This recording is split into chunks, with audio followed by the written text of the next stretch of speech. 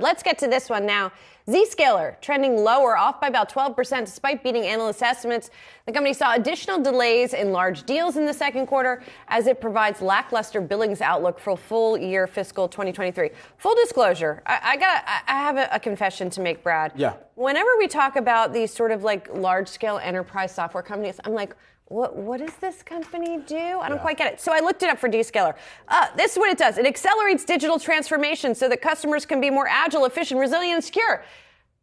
Does that help you? Does that help you decide? Then they go on a little bit more. The Zscaler Zero Trust Exchange protects thousands of customers from cyber attacks and data loss. Okay, I get that. By securely connecting users' devices and applications at any location. So basically, an enterprise security company is how now I have wrapped my head around this particular one. Yes, I think that is the best way to position it, or at least the most clear for conciseness, because once you get into all of the different ways that they operate and how the billings come through, and then it just gets murky all over again. So I think for some of the results that we're seeing in the share price reaction here on the day, investors not impressed, and perhaps they want a new definition of how Zscaler is actually able to communicate to the street what they do. But here today, they're down by about 12%. And one thing that really jumped out to me as well here within this, we had seen their net income loss of about $57.5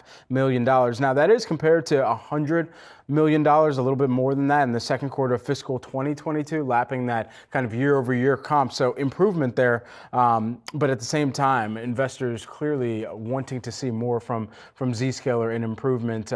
They did exceed their own revenue and profitability guidance in Q2. Yeah.